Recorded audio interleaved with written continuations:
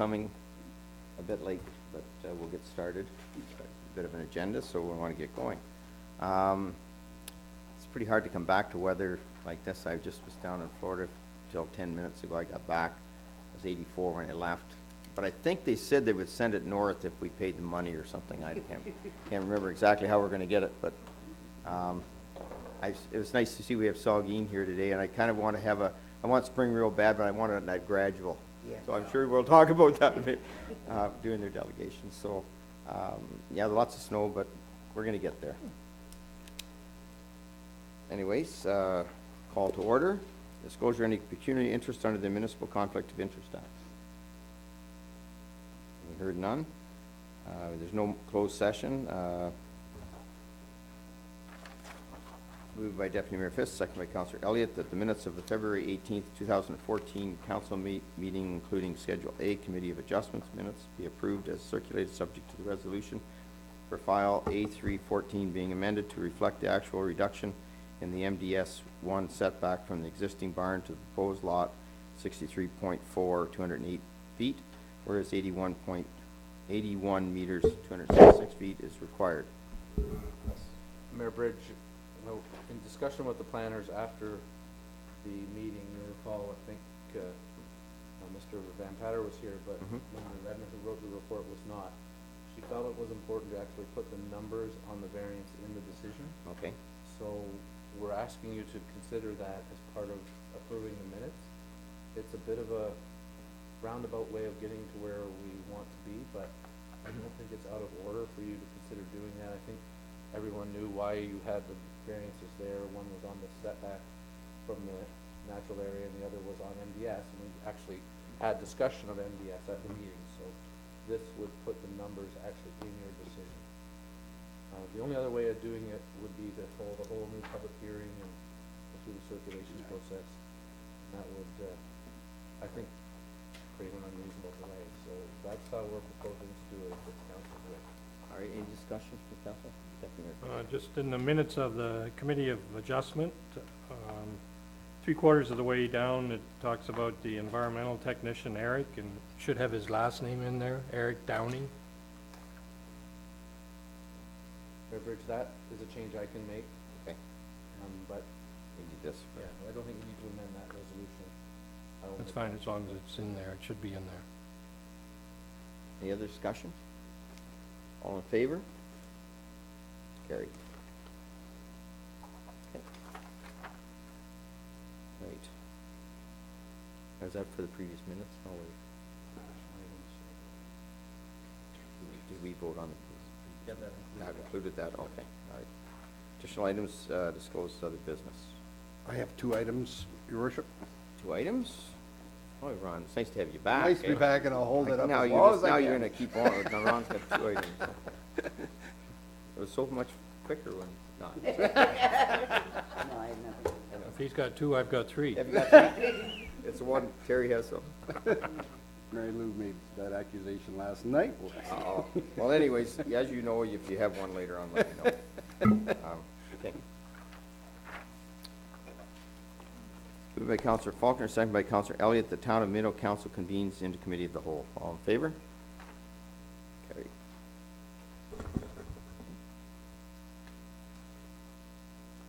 We have a public meeting, delegations. I have Shirley up first. Shirley? And, oh, Allison. And I don't see the doctor here. She was called away to an emergency, so, and she apologized. That's but, all right. yeah. Nature of the business. I've actually had a chance to talk to her because she's my mom's doctor now, Oh, of is she? course, Oh, yeah. good. Yeah, she's lovely. You do have to set priorities. Yeah, but you're stuck with us today. Sorry, Ron. Okay, yeah, make sure when you're talking to bring your mic close, because we want all the people on the internet and Whitemans to hear you. I can't get too close because I got these like. Oh, yeah, glasses just as on long as here. it's pointing towards you, because if whoever's talking, they won't hear you. Very good. Thank you. Thank you. Thank you for the invitation. It's good to be here on the right date, on the right know. time, That was our fault, I believe. and no snowstorm. So, And no although there is snow flying. My name is Shirley Borges. I'm the Executive Director with the Minto Mapleton Family Health Team. But more importantly, I am the chair of the local recruitment committee. Allison, you can introduce yourself. And I'm Allison Armstrong, healthcare recruiter for North Wellington Healthcare. Excellent. We're really good on this. Just a little bit of an update. I saw an excellent article in the paper around some of our recruitment efforts. Thank you, Shannon, very much. It's an excellent article. I'm not going to hit all the details of the report. Just want to give you a little bit of an update, and Allison, maybe we'll hit some of the highlights in the report. So since our last report, I guess it's been a pretty good 15 months. It was almost 15 months since we've been here. And we're really pleased to report that we've had tremendous success in our physician recruitment. And I think our perseverance and hopefully our strategies are paying off in spades for Minto and Mapleton. The recruitment committee meets every 3 months, and we've been keeping a watchful eye on our retiring physicians in that situation. And as you're aware, Dr. Vanderkoy in Minto and Dr. Donald in Mapleton are retiring. And we're pleased to report that Dr. Doyen, and I'm sad that you can't meet her today, but she's been called to duty, began working at the Lions Medical Center in Harriston in October of 2013, and she is clearly Dr. Vanderkoy's replacement. So you've received our report, and Allison will touch a little bit on some of the details of the strategies, but I thought it might be helpful. Allison and I were reflecting a little bit before the meeting on why we've been so successful. And if we could just bottle that up, it might keep us going in momentum for the next decade or so. The first thing that we came across was marketing. And as this may be a little bit of surprise to this council, but we really have worked hard and needed to work hard to get Minto Mapleton on the map. Clearly not everyone in the province is on the know where Minto Mapleton is. And so we've been bringing students and residents to our community over the past year and providing them really with an excellent rural healthcare experience as well as an excellent community experience. We've really tried to work closely and more closely with our medical schools, and in particular McMaster, the Kitchener-Waterloo and Area Family Medicine Program, which is really our closest medical campus. And that's been really actually quite new in terms of our work over the past year. And something which is brand new is we've explored international medical graduates and looking at that market where we have Canadian-born students who have done their medical training in other countries, specifically the United States and in Australia. And interestingly enough, that's where Dr. Doyen did her medical training. And so that has really opened up some great success and a pool of resources to us that we haven't looked at in the past. These international medical graduates certainly are more work in terms of paperwork and more uncertainties, but I think the payoffs are huge, and I hope that truly will be the case with Dr. Doyen. We also need council to recognize that it's not a one-shot, short-term fix and it's all done. I tell my husband the same thing at the house with maintenance repairs, but need a little more reminding, I think. Even once successful recruitment occurs, there's considerable work and support required to assist through this transition. And I think we also need to recognize that there's retiring physicians to come in the next, well, we say few years. We don't know exactly what that looks like, but certainly in the next 5 years, and that's not so distant. Having an attractive package to offer is also, I think, really important. Things such as supportive physicians, I think personally a team, such as a family health team, and we've heard that from our visiting physicians. They like to work in a team environment. An electronic medical system, a progressive, viable rural hospital, a supportive community and municipalities such as the town of Minto, and most importantly, our rural patients. Two other things I think make us successful are strong support from our municipalities, including financial support. And Allison and I and the recruitment committee are quite grateful to the town of Minto for your ongoing support. Not all communities in the province experience that support. So without that, we really wouldn't be too far down the road. And finally, I'd like to acknowledge our recruitment committee, and some of council members are on that recruitment committee, and also our close working relationship that I share with Allison, who really brings a lot of expertise to the recruitment committee. And she really provides the legs to make a lot of these strategies happen. So that in a nutshell is what I think is our package of goods, our toolkit, and I hope that we can preserve them and move them forward into the next few years. Allison, do you want to share a few things? I'll move the mic here for you. I just want to touch on top of the report that we've already submitted. Does anybody need a copy of that report, by the way? No, I think you all have it, right. So there's the usual things we've been doing with our marketing, attending recruitment fairs and locums. We have visiting physicians that actually come in and spend a couple of months with us just to sort of try out the community, site visits, our website. But one thing we're really working on trying to build is the relationship with the KW campus of McMaster in KW, specifically our residents. So through medical school, you start as a med student, and then you become a clerk, and then you become a resident. And those last 2 years are so key in attracting residents to our community, because that's when they start to try out and sort of see, yeah, I think I can see myself in this community. So our focus has really been trying to encourage residents to come to the community. And Dr. Cressy and Dr. Peterkin have been wonderful and have accepted a lot of residents into their practice. So when you see them in the community, just welcome them and say hello, and, you know, because those are really our potential recruits for the future. Other things that we've been working on too that we're looking at doing is a potential community video, because when residents look to match to communities and, you know, see if they want to try it out, they're looking for what housing support we have, what's the community about, can I bring my family, is there a hospital, medical clinic, all those things. So by creating a video, we'd have both the information for residents, but also potential recruits looking at our community. Looking to the future too, what we're really looking to do is retention. We have new physicians here, so making sure we appreciate, thank them, and that's so important. As well as looking at Dr. Donald, who's going to be retiring soon, and we do have somebody in line for him as well, who will be terrific, and we're really excited about that. And also continuing to advocate for a Minto Rural Health Center. We really need that building for our future recruits, and many of the physicians that are, you know, potentially looking at retirement or in solo practices right now, that is not an attractive position to be in for new recruits looking. They're looking for that group practice, sort of turnkey operation. So we continue to work to advocate for that building, and things, you know, plans are coming along for that, which is great. And at this point, I open it up to any questions you might have. I just wanted to mention, when you said you were creating a video, we have. Yes, and Mandy and Belinda have been wonderful. So yeah, we'll be looking. I just didn't want to recreate the wheel. Hi, Mandy. We'll be looking for support in that, because it's not just about the clinical part of choosing a practice location, it's also about the community. It's just as important, so, yeah. I have a question, and this is for Allison, because Shirley answered the last question I asked, so.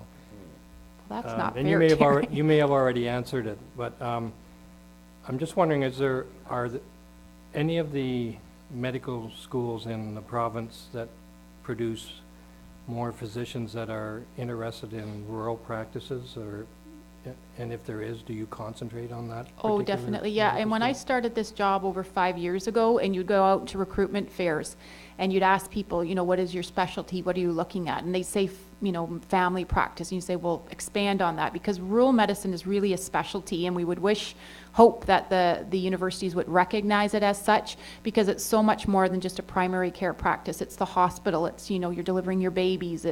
You're the emergency inpatient care, surgical assist. You're all.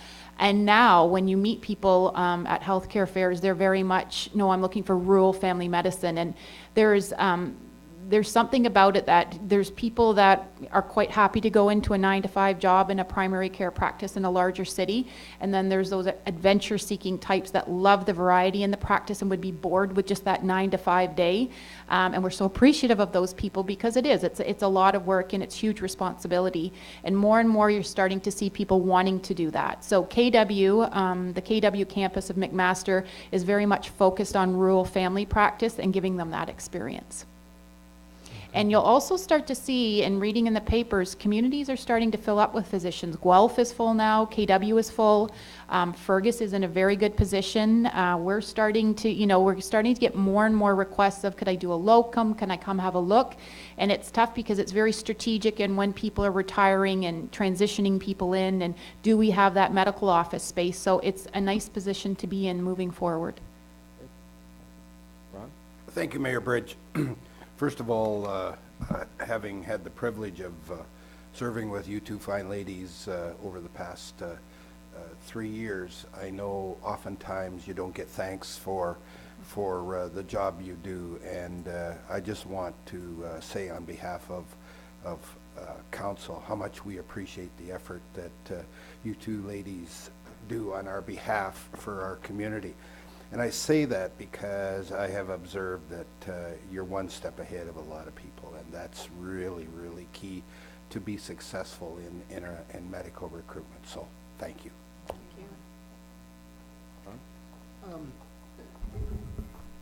I was at our summit?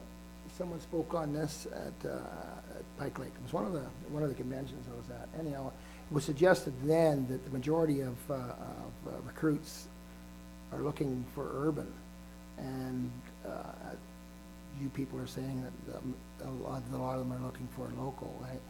You know, so if there's majority are looking, you've done very well to motivate the ones that are looking for local to come here. Is that correct? Am I? I'll give you my 2 cents, and might not be the same as Allison's 2 cents.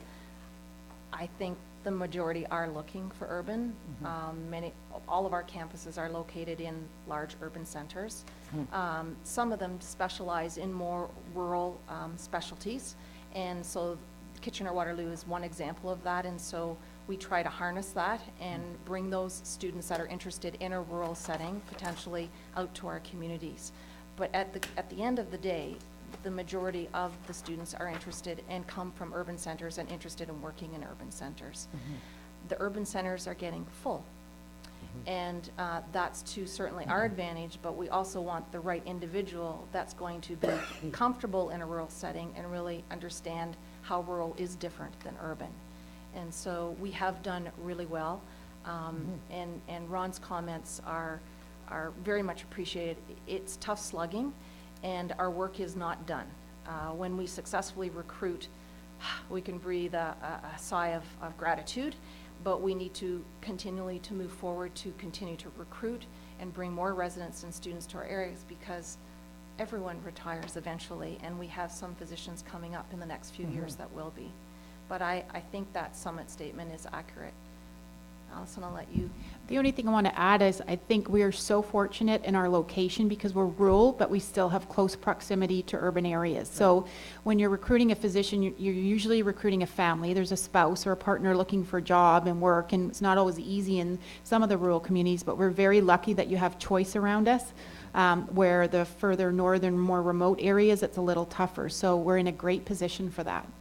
Do you seek out these people, if I could? Yeah, Do you seek out these people individually, or do you talk to the masses and like a mass crowd of 30 of them or something, and bring 2 or 3 out of that? It's a mixture. It's having residents come to your community. It's we had this new initiative this year called a community info night. So we went to McMaster and met with the first and second year residents and those who have just newly graduated. And it was a Waterloo Wellington community info night. We had our physicians come out, and we each had 5 minutes during a dinner that we hosted to this group of residents to just sort of give them a quick overview of what life is like and how they love it. And Christine did a great ode to rural life, and Dr. Cressy was there. And then we had the opportunity to talk to people.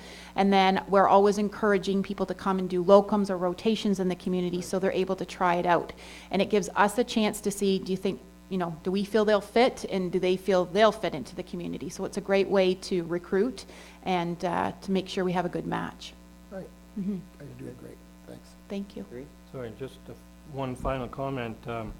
In your letter, you mentioned to the mayor that without your support, we will not be successful, and I truly believe that we should be sending you a letter indicating that without your support, we're not going to be successful in keeping doctors in our rural communities.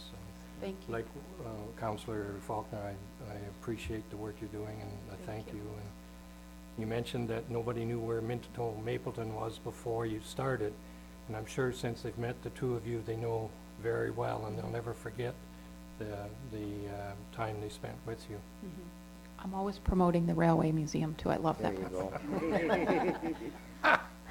Well, and I just want to add, the working relationship that I know that you built up with Mandy and Belinda in our economic development And we have the same mission you have, make sure that Minto and Mapleton, and we do have good relationships with Mapleton as well, with our economic development group. So it ties up nicely together, and anytime we're anywhere we try to promote, you do the same for us. It really is a good beneficial thing, and I know the money's in the budget this year, so hopefully that's fine, and the budget's gonna be passed in the next couple of weeks. So, again, from the council standpoint, for myself personally, I'd like to thank you for all your hard work. And let's see if we can get that medical center going, because I think that's the next important cog, I believe, if I hear from most people. So I don't know where that stands. I know I've been writing letters back and forth, and we've been doing some other work on it. But Well, David Craig's leading the way on that, and he's been terrific. Yeah. He's a fierce advocate, so it'll happen. I know, Yeah. I know, Dave Yeah. and I have had some talks. Yeah, Okay, well, thank you very much. thank you. Thank you for your support. Thanks.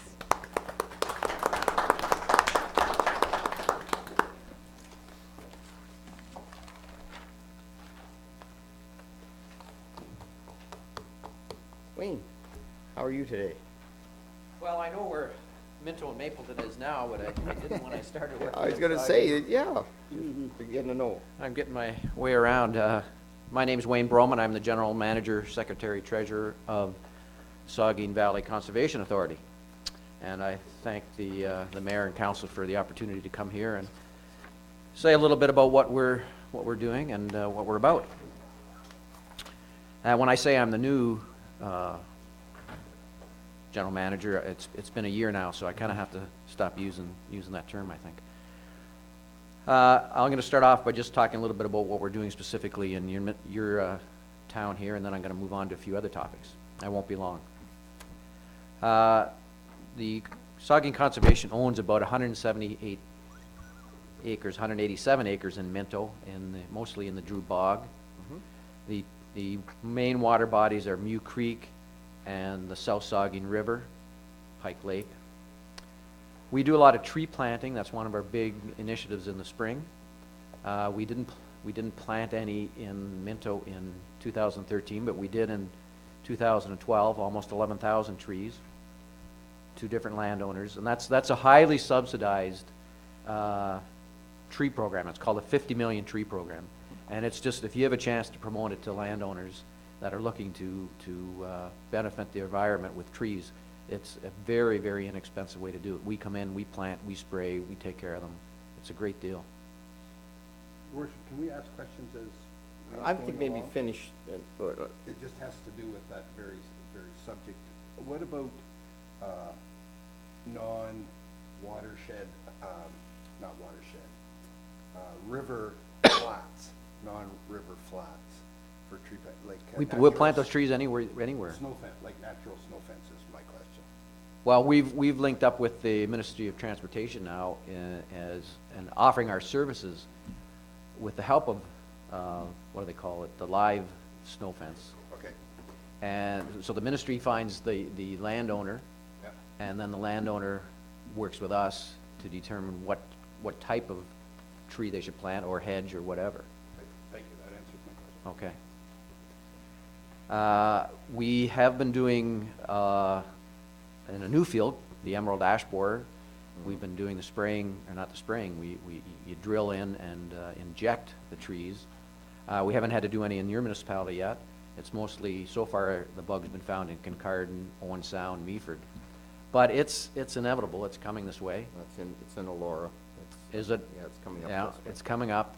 It'll be slowed, this winter will slow it for sure. It would be, the harshness of the winter will slow it, but it moves a lot with firewood, and so it's just inevitable. So our staff are available to help the municipality or landowners to first identify if it's there and then figure out a treatment. But it's gonna be an expensive item for a lot of municipalities, if either to inject or to remove the trees. Either way, it's not a fun thing.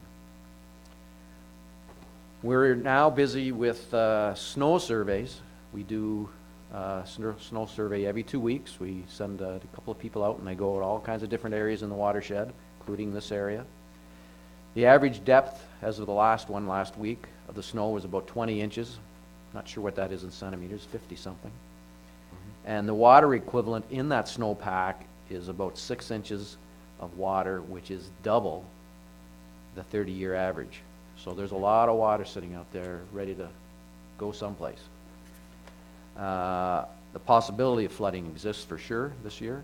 It all depends on how fast the temperatures rise, whether they stay warm at night, whether there's rain accompanying the warm temperature, but you can bet we'll be keeping a close eye on all the monitoring stations that we have. We do water quality sampling. We have 2 sites in Minto where we sample for little bugs. Bugs help determine the quality of water. We do report cards. They're in the package that were sent around. There's a report card in there on 4 parameters that we test, that we look for. One is groundwater, which ranks A in Minto. It's excellent. The wetland coverage in Minto is excellent with an A rating. Forest coverage is a C, which is not bad, but we could use some work there. And surface water is also a C. That needs some improvement, and it has improved from the previous report card 5 years ago. It was much lower. It was a D. So we're making some progress there. We do conservation education. A number of participants from this municipality attend various summer day camps that we have, our March break camp, our youth outdoor expo. Since the year 2000, our drinking water source protection program has initiated 117 projects in Minto.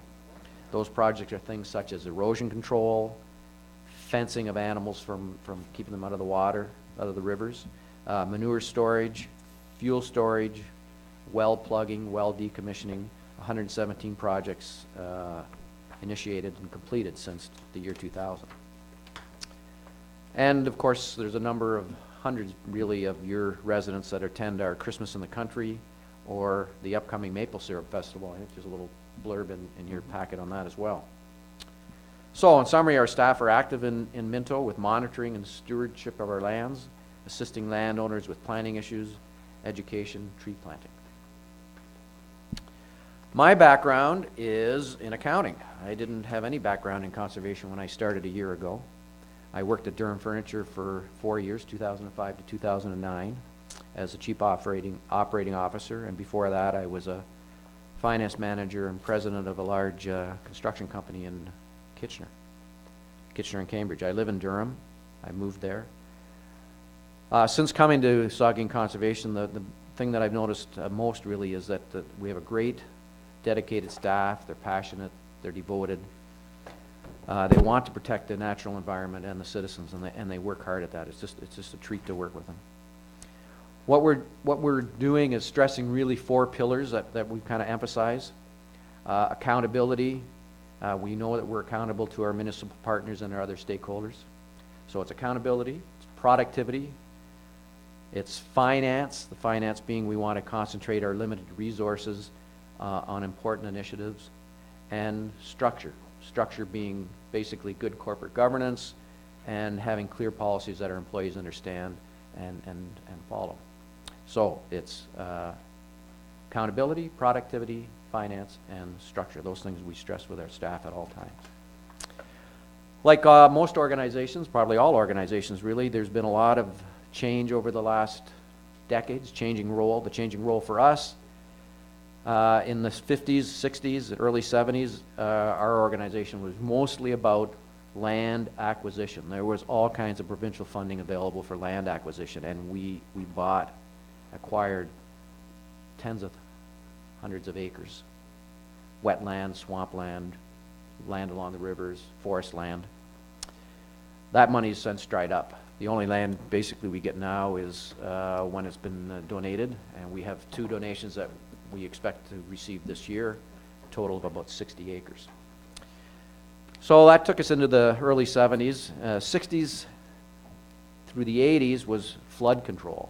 Huge emphasis on that. Huge projects in Wahkiton, in Paisley, in Durham, smaller versions in Newstead. There were a lot of money available for flood control back then. Now we are trusted with maintaining those facilities. We know that it's sort of become back of mind of a lot of citizens, a lot of the public, because there hasn't been serious flooding. But we know it's not in the back of our mind. We continue to take that responsibility seriously. Current and sort of High River and Calgary are kind of recent examples. They've had flooding in Toronto. They're having flooding right now in England. We have to keep vigilant. So land acquisition, flood control. Now it's moved more into the quality, water quality. That's for drinking water and for recreational. So that means stewardship programs where we work with landowners, erosion control, fish habitat. We assist the agriculture community in controlling farm runoff. My own emphasis is really, I like to get more of the public, local and from out of town, to visit our numerous parks, Sulphur Springs, Allen Park, Stony Island. We've got just great spots. The Greenock Swamp, we're putting a new trail system in there to get more people in there. These are just beautiful areas. I take my grandkids out and they just, you know, they're good for hours. they're just great. It's important to get outdoors, health, bodies, minds, we need that. So we're trying to get more people out. Recent changes since I've been there at the Conservation Authority. We've had 3 managers retire in 2013. 2 of those have not and won't be replaced. Others are taking up the tasks, including me. We've had some personnel policy changes. We've reduced the paid holidays by 3. We've eliminated a sick leave bank, and we've increased the hours of work to 37.5 from 35. We're trying to ensure that we have a sustainable business model that reflects the economic realities. Last year's 2012 budget was up 2.2%. Or sorry, 2013 budget was up 2.2%. This year it's up 1.5%. So we think we're doing a good job there. The budget was passed by 93% vote.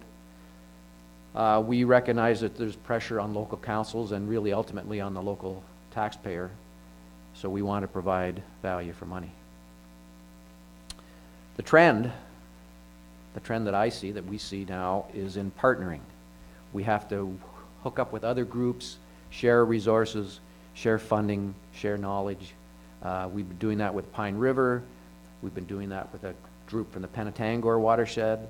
The Kincardine Ski Club maintains our trails for us at Stony Island. We're working with the Lake Huron Shoreline Initiative, a whole group of people, and I just see that continuing. It's just smart. It's just a smart way to work.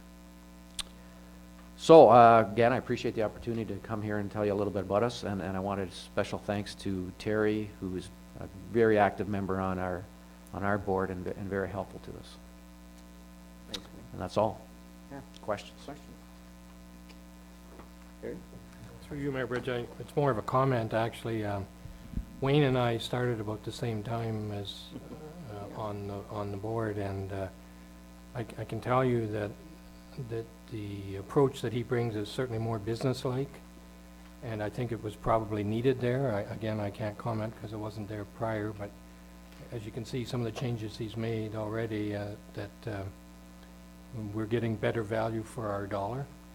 I've said this before, and I'll say it again.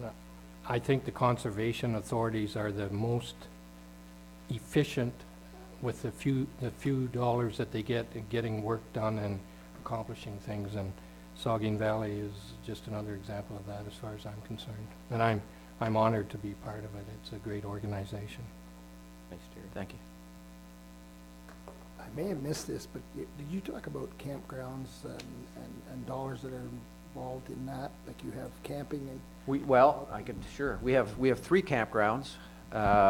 One in Durham. It's been there a long time. One at the Bluffs, which is sort of north of Paisley, between Paisley and Port Elgin. And one right on Lake Huron, that's Brucedale. That's the smallest one. Brucedale makes money. The other 2 don't. Durham's a little more complicated because there's also a dam structure there that we maintain. We are looking at leasing. We're looking at options for the Bluffs. One of which is whether to lease it out. There's a lot of other conservation authorities in the recent past have gone the route of evaluating their campgrounds, and they've ended up leasing them to campground operators, a long-term lease. And I don't think it's a secret that Maitland Valley is doing that. It's in It's in their, they're looking at it in their board minutes. So we are looking at that. I'm specifically looking at that part of it. We don't want the campgrounds to be a drain on our resources. There are some reserves that have been built up over the years when they were more profitable. So we're kind of have dipped into those a bit now, and we don't want to keep doing that, though. So we are looking at some options there, Thanks. okay? I just like to say, you were mentioning some of the parks, Allen Park, I'm very familiar with. I was in Hanover for many years. Oh, yeah. And Yeah. Sulphur Springs. If you haven't ever been to Sulphur Springs, it's an amazing thing to It's take your kids beautiful. to. Yeah. Well, that's where my kids, my grandkids, we were there 4 hours. And the fact that you're putting trails in Green Neck Swamp is amazing, because that is quite a history, Green Neck Swamp. Well, what we're doing there is there is a trail system there a there trail now, system but there it's now? not well maintained. So we're upgrading that, but we're gonna put in a floating boardwalk Right. across the one end of the swamp. It's actually like a floating island, they call it, because if you walk on it, it's real spongy. Yep. It'll go up and down. So we're gonna put a trail, a boardwalk, floating boardwalk right out into there, and the vegetation, the flowers, the orchids out there are just beautiful. It's just a great spot. So we're gonna try and really get just more people out. Yeah, good. And I agree with Deputy Mayor Fisk. I think that, your two last budgets were within, what we're trying to do at the town level as well. It's tough, I know. It's 'cause tough. There's lots of things you'd like to do better, but it's certainly, and our Trees for Minto, which is, I know you're participating with. Yes, yeah. And we're looking forward to that, as a couple of people are on the committee here. And we'd like to get that going, because I think that's what you maybe were alluding to, Councilor Faulkner, about the living snow fence, and I think there's great opportunities. And it's nice to see our report card coming up, and Yeah. I know this council, there's lots of conservationists on this council, so Oh, we appreciate the support, for sure. thank you for coming. Okay, good, thank you. Thanks.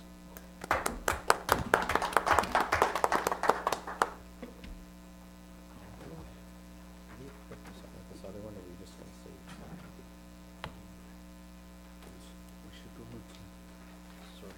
We have a public question period now. Okay, public question period. We have public question period? And, no. Our one delegation isn't here, by the way, that's why did anybody wanna, make a comment? No, that's all. She's ill. She's ill, okay, and we'll have that at another date, on that one.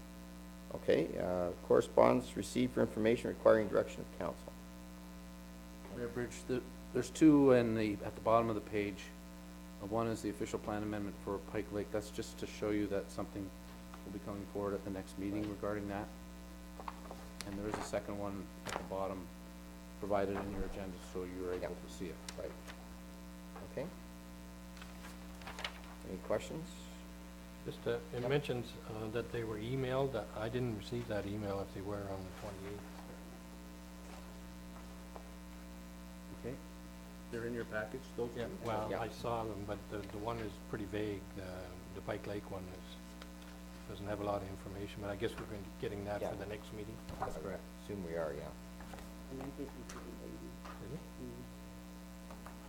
Well, just maybe Terry, make sure we check to make sure. They're the same thing that was in the packet. Okay. All right. If you have any concerns on the email part, let the clerk's department know, and we'll try to make sure we got it, okay? Mayor Bridge, Mhm. we need a motion to receive Yep. unless there's any other action. Moved by Councilor Is Faulkner? this the one where we have to deal with Yes. ours? Yes. Could I talk to that? Yeah, it's in our package, yes? Yeah, I'm just asking if maybe we could refer this to economic development for them, for their consideration, and come back with a recommendation of some sort, or at least some comments. Could we do that? Well, I think that's a good idea. Could I make the motion to do Make that? that motion? Anybody want to second that motion? That your number Yeah, I think it's. to do 2 with- there, Palmer Community Business Owners. Yeah, for the business petition. Go to economic development for discussion. I think they may even want to come there to talk. Sure, and I think that's what they said. Yeah. Okay. Second. Councilor Turton, all in favor? Carried. Thank you, Ron. Then we have a motion to receive everybody else, all the others. Councilor Faulkner and Councilor Elliott, all in favor? Okay, good. Okay. And there she is, coming up. Hi, Mandy. And our economic planning development minutes. Hello. So these are the minutes from February 13th from the Economic Development and Planning Committee. Dale Small and April Marshall from the Township of Wellington North attended, and they gave us an update on some of the initiatives they're working on. The community radio station received approval from the CRT last fall, and they will have a call number of 88.7 FM. The 5th annual Wellington North Showcase will be held in Arthur this year on March 24th and 25th. And Dale and April invited Mayor Bridge to the showcase to say a few words and promote the incubator. And in the future, they noted that they would like to work collaboratively with us on our incubator initiative. Bill White reported on the potential of an agricultural incubator, also known as micro farming, in the Hairston Industrial Park. Agricultural parks are areas set aside specifically for agricultural activities to encourage continuation or initiation of such operations. Agricultural parks make land available to small farmers at a reasonable cost with long-term tenure. The ideal tenant for an agricultural park would be a new farmer that would farm full-time, a college graduate, has less than 2 years experience as a full-time farmer, or less than 4 years experience as a part-time farmer, and a person that is likely to successfully operate a farm. This is just something that was brought forward to the committee as a possibility that they could look into as well. So once the snow melts, I believe Bill and Jonathan will make a site visit to determine the land quality. Sorry, the baby's pushing on my lungs here. Take your time. We're not gonna have it. Yes, Way back. Yeah, lean back. The Palmerston Downtown Revitalization. Fire chief.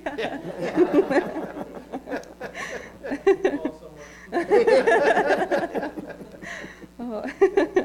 The Palmerston Downtown Revitalization minutes from January 15th.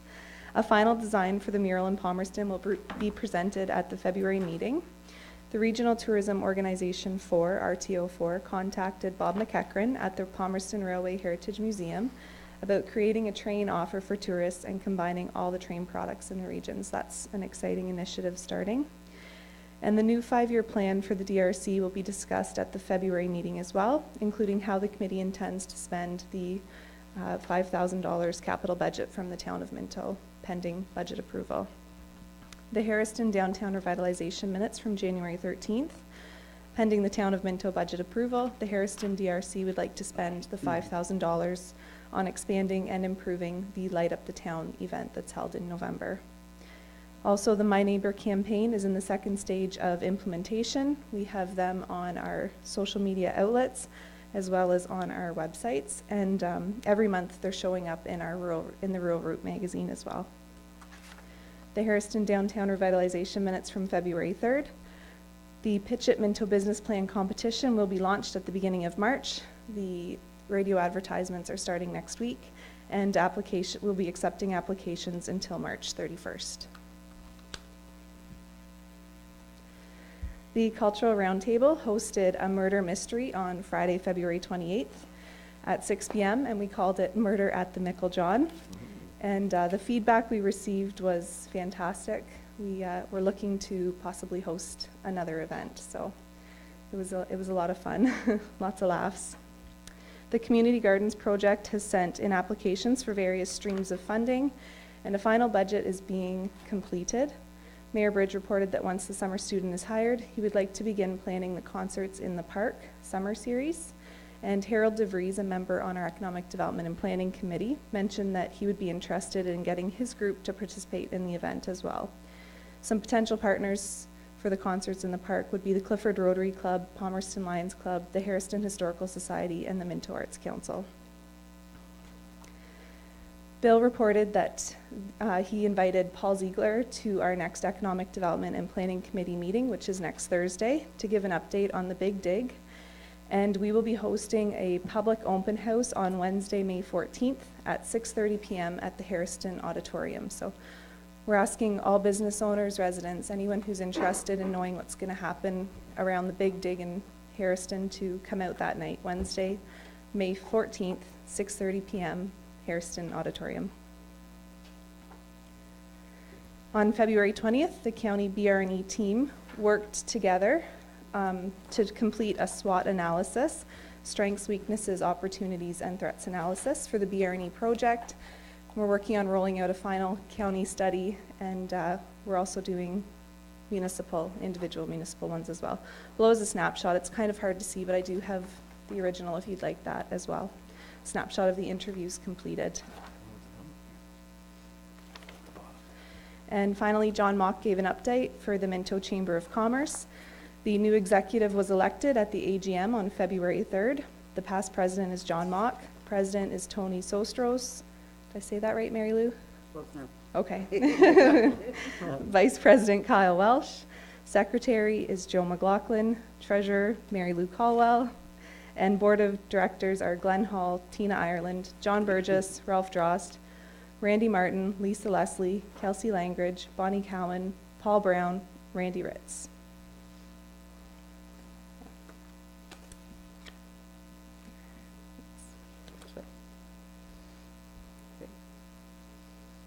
Time for the meeting on the 13th, 3 o'clock? 14. 14th, sorry. Oh, the 14th. Or economic development. Economic development's the Economic, 13th. 13th. yes, sorry, economic development's 3 o'clock. 3. I apologize, I thought you were referring to the open house. Oh, no. Mandy, is there a way of putting those on our BlackBerry? Yep, Just like, would be easier for Yeah, you? sure would. Yes. Sometimes you don't want to have the book with you, but BlackBerry always gives you an update. I can start doing that. Yep, thanks.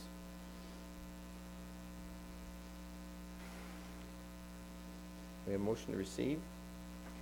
Councilor Faulkner, Deputy Mayor Fisk, all in favor? Carried. Thank you. Thanks.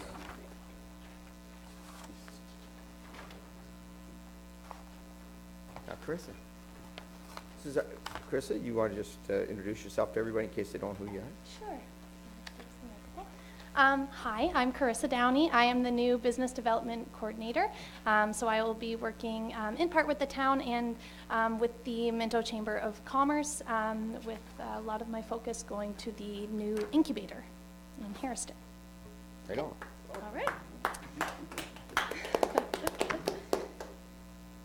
Okay, so these are the minutes from the Minto Creative Industry Incubator. This was our first board meeting on February 21st. I would just like to note that the Board of Directors decided on a name for the Minto Creative Industry Incubator. Staff is recommending that the name be sent back for further discussion. Mayor Bridge declared his excitement about the incubator gearing up and thanked everyone for committing their time and energy to the Board of Directors. Mayor Bridge expressed that he sees no issue in having the creative economy fill the incubator and expects nothing but success.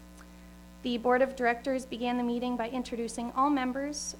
Nicola McEwen, who will be representing the Cultural Roundtable, Hope Robertson, Economic Development and Planning Committee Representative, Andrew Gowan, Member at Large, Carissa Downey, Business Development Coordinator, Shannon Duff, Member at Large, Ralph Drost, Minto Chamber of Commerce Representative, Belinda Witt-Graham, Business and Economic Development Manager, Glenn Hall, Minto Chamber of Commerce Representative, Mary Lou Caldwell, Town of Minto Councilor, and George Bridge, Town of Minto Mayor and ex officio. Belinda Witt-Graham reviewed the Minto Creative Industry Incubator research study, stating that the Town of Minto received funding from the Creative Communities Prosperity Fund, CCPF, in 2012. The CCPF funding went towards hiring rural community economic development consultant Linda Reeder, who completed the research study. The next step is to take the information gathered and develop our own set of policies and procedures for the Minto Incubator. The Board of Directors came prepared to elect a chair. However, they decided to postpone the decision until Glenn and Mary Lou were present. A discussion was held around the naming of the Minto Business Incubator. The new incubator will need a logo that corresponds with the new name. Nicola expressed that she would like to produce 1 or 2 options for the for the Board of Directors to consider as the incubator logo, completing them by Wednesday, February 26th. Irmgard at Kimball Printing will be approached to design 2 potential logos as well, and the board of directors will vote on those at the next meeting. It was reported that Glenn had suggested the color scheme for the incubator be close to that of the Minto Chamber of Commerce and the town of Minto. The board agreed and requested the logo use the blue and green colors. Quotes were received for the front sign from 2 companies, Rainbow Signs and Sign Matters. Extreme Graphics was contacted, and a quote will be coming from them in the upcoming week.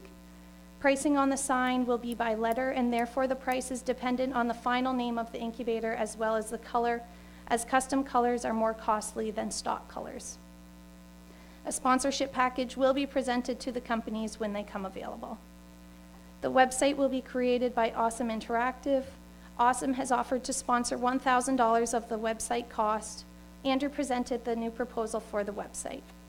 The next Minto Creative Industry Incubator meeting is Friday, March 7th at 8:00 a.m. at the Minto Creative Industry Incubator. Thank you. Any questions? Just on the staff recommendation, Yep. if we could, when you consider the minutes, Yep. have a motion to approve and accept the recommendations and refer back the issue of the name of the business center. And many of you may not know, there was quite an email discussion after the fact, so they're still working on it. Still working on that. We thought we had it nailed, but, it's a hard one. So, we're working on it. Hopefully by next one we'll have it right. They have to have it. Okay. Can I have somebody make that motion? Counselor Caldwell, Counselor Turton, all in favor? Thanks, Chris. Very good job.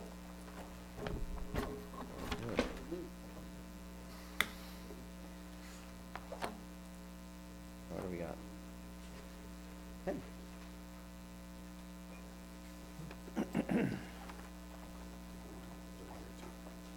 Yes, the Parkinsons are here. Okay, Peg. Okay, Mayor Bridge and Council. So consent application B614 for Peter Parkinson and Patricia Pearson, I think Parkinson, is for a lot line adjustment.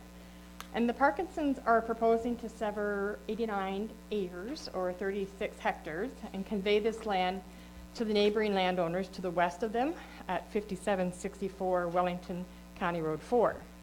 These conveyed lands will form a part of the neighbor's existing dairy operation.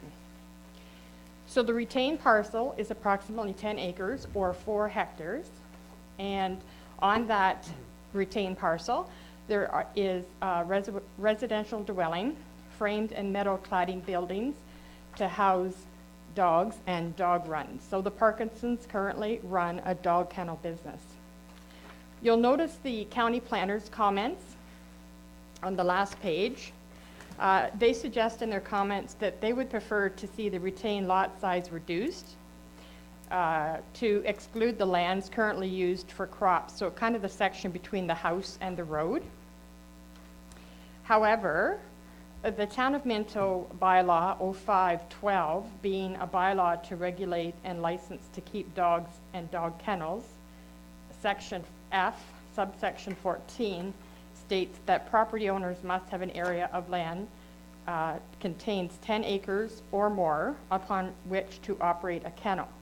So if the Parkinsons are planning to keep the kennel business operating, then they would require the 4-hectare retained parcel. So staff are recommending that council supports this proposed application of 4 hectares on the retained parcel for the Parkinson's kennel operation with the conditions set out in the report. And I have invited the Parkinsons here to the meeting today so that they can answer any of your questions pertaining to their kennel. Questions? Deputy Mayor Fitz. Through you, Mayor Bridge, I'm not sure who the question should be to, but if, I'm just wondering why the county planner would recommend that we reduce the size of the retained lot, when in fact our zoning bylaw says they require that size of a lot in order to run a kennel. I don't, because the county planners have to write according to the provincial policy statement and the official plan, and so when it's when they're severing off farmland, the portion that's left, they want it to be like as small as possible and not the 10 acres. They prefer like 6 to 8 or 6 to 7 usually. But our bylaw states that we want 10. Well, if the Parkinsons want to continue with their kennel operations, they require 10 acres to do that, or 4 hectares. According to the bylaw, the kennel licensing and dog kennel license bylaw. So if they did what the county planner wants them to do, they wouldn't be able to run the kennel there. That's correct. As a- That's as correct, our yeah. bylaw. And the applicants certainly can attend the Planning Land Division meeting to bring their concerns forward if, you know, if they're looking to continue with their kennel. The question I have is, when you retain the 10 acres, okay, the remaining 96 acres, so the neighbor would have to sign a waiver that no buildings will be built on that 96 acres? No, because it's a lot line adjustment, that 89 acres, thank you, those 89 acres become merged with the dairy operation. So basically, they'll be selling, that's right, one deed. So Yeah. that eliminates that. Yeah, so it eliminates that lot line, and that land is all merged to the dairy operation. But it's my understanding you want to keep the kennel. That's correct. If you want, Would you come some more? it's just that we're on television, you know. Oh, yes. Yes, it's quite a feat to, so if you want to get up, and then, because people will hear you in the back, or they'll hear some voice, but they won't be able to. Yes, we would, I'm Pat Parkinson. Yes, ma'am. My husband Peter. We would like to continue with the kennel operation. Currently, we do rent the land to our next door neighbor who is a dairy farmer, and he would assume those lands. The issue of whether it's 6 acres or 7 acres versus 10 acres, basically, if we did get the 10 acres, there's going to be absolutely no change in how the land is being used now versus the future. So I guess, I'm not sure, I can't speak on the county's behalf, but we could, if there was an issue about that, we could maybe have something signed that says that the land use would stay the same. I don't know if there's, we called our lawyer and they said something about a restriction of use so that you can't actually change the use of the land from now to the future. So that could be something we could suggest to the county if they felt that. If they wanted to make sure that the land was not being used for something else, which I have no idea what it would be for, Right. we could also maybe, there was some ideas of trees for Minto, maybe we could put in a windbreak, that sort of thing. Because we do know that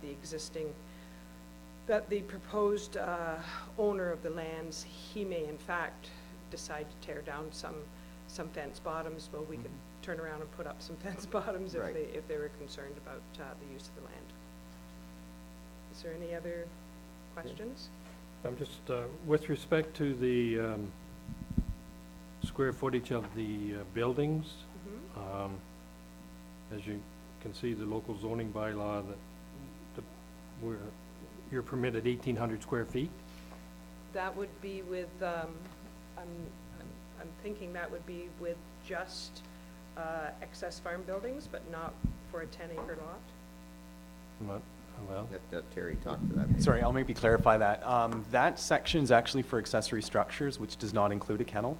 So if that condition is on the lot line adjustment, then as soon as it's through, I'll just waive it and clear it. Same deal with the rezoning for the kennel that's noted. It's grandfathered in, so they won't need any zoning relief from the town.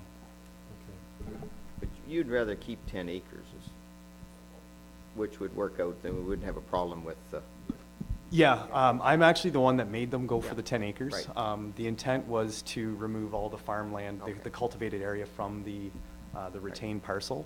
But because of the kennel bylaw, they're forced to Have 10. maintain that 10 acre, minimum 10 right, acre. right, where the county wants to go the other way because it makes sense from a Yep, farm yep, standpoint. they're looking at their perspective, and I've got to actually deal with zoning Yeah, as well and as we don't want to bylaws. lose, you don't want to lose the opportunity to keep the kennel. Right. Quite often with land division, I was a candidate of that at one time, quite often with the recommendations of the local council, land division will lean towards what local council prefer. So if it goes to, the staff have to put, as you would have to put what they feel is the proper way, but if you know, like they want to lessen it, because that's what they're hired to do. But when it goes to land division, it's different members of that land division that make the decision on where it goes. So if we strongly support you getting the 10 acres and continuing on with what you have, quite often they would agree with that. Not very often I hear that they ever turn it down, Well, they can. but they can. I think what you mentioned about trees for Minto, that's a good idea. We're just getting that started. Because again, you're not wanting to maybe use that whole 10 acres for something else, and that would be a nice way to do it. I don't know, I haven't been out to see the site, but that makes a lot of sense. I think if it, I would add that in if you're yes, doing that. certainly if because- you show what use you're going to have for the acres, then that also helps too, but. See, there is about 3 acres of that 10 That are that's already, workable. that's workable, so. And so really, to maintain the dog kennel, we don't really need 10 acres, we need about 7. I know, But you people require the 10. 10, yeah. And it's, makes it nicer. That makes it nicer. Mm-hmm. Okay. Councilor Colwell. I was, through you, Mayor Bridge, I was just going to ask Terry, is the 10-acre requirement dependent on the size of the kennel, or is it any dog kennel? No, it's any dog kennel. It's a straight up 10 acres, and there's also no appeal process to it. So it's not like if They'll get a land division chance. hypothetically wants them to decrease it by, they've fired out the number 2.5 acres, then there's no appeal for the Parkinsons to come back to you guys to allow for a kennel on a smaller acreage. That's where we repeal the bylaw. That's correct, yep. Okay. Just one further comment, the figures quoted in the local zoning bylaw, they show as square feet, and I think it should be square meters. For which, sorry? Well, in the local zoning bylaw, it talks about 659 square meters, the size of the buildings, Oh, okay, combined size of the buildings. okay. But prior to that, it talks about 623 square feet for the barn, which I'm sure isn't right. It's, no, And it's a the large kennel one. is 36 square feet. I think both those should be meters. Is that in Jameson's report? Yes. Okay. So I don't know what you do Junior about that. planner. Have to get on. Being that there's no cap in terms of square footage of the kennel, Not gonna matter. matter. it really doesn't matter. But it's something we can point out to them. Yeah, it's something good to note. Just for future reference. That's a right? really small kennel, that second one. Yeah. Okay, so if I get this right, our recommendation is we want to go back to county and say we need 10 acres. That's correct, yep. Is everybody happy with that? I think that's a good way. Move recommendation by Council Faulkner, second by Mayor Fisk, all in favor? Okay, so we'll fight it out there, but I think, basically who goes there, that's just our recommendation back to Parkinson's go to that? Parkinson's definitely should Should go yeah. to that, because like you guys, they may have questions about the kennel and stuff like that. The planners are aware of our bylaw, and yeah, it's definitely, when you're there, make sure, yeah, you mention to them that, you know, the reason is for compliance with the bylaw. So your hands are basically tied, not that you want the extra 2.5, 3 acres, whatever it is, but your hands are tied because of the bylaw. And I would mention the trees from Minto with the tree planting, because that's something that they're really looking to. County is a big backer of that right now. Green Legacy Green Legacy program. They'll even give you the trees. Yep. Well, we And plant so you trees don't all come out around and the plant existing them. pond. I don't know if any of you've seen the property. Well, I'm gonna have to get out and have a look. I didn't have a chance to go out and see it, but I will get out. It's all snow now. Yeah, maybe in the spring, eh? You can take my. Yeah. Next week, it's all gone. Good luck on that. Bring in pictures. Oh, you got a picture, beautiful. So basically, the front field is quite wet. Yeah. And we turned it into a pond and Oh, added lovely. trees to it. Oh, that's great. Oh, and, Their issue will be they don't think we should have the lands, behind the kennel, Right. that could be agricultural. Right. We need that for the room. Yeah, no, that's great. Yeah, and that's where you could plant some more trees, or that's actually workable. Yeah, and then they proposed, we'll maintain some lands along the driveway, Mm-hmm. and we can put some more trees Sure. back there Yeah. along the back. Pass that around. Very nice property. Obviously put a lot of time and effort and love into it. And what kind of dogs? We have golden retrievers and Bernese Oh, Mountain Bernese Mountain Dog. nice. Well, they're kind of a beautiful dog that's large and They tight curly fluffy. hair? No, Swiss Mountain Dog. Oh, Swiss Mountain Dog, okay. two nice breeds. A nice dog. Thank you very much. Yeah, Counselor Elliott. he's way down at that other end. We Yes, I see that a lot. That's nice property. Said to Elaine when we drive by, we should just jump in. It's a hot day. I was just trying to, if you guys were gonna turn it down, I was gonna make some suggestion about business incubation and that sort of. Well, I see that, out at the back, then we could grow hops or something back there. Anyways, thank you very much. Thank you, good luck. Thank you.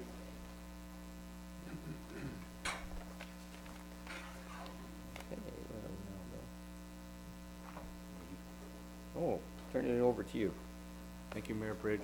See you over.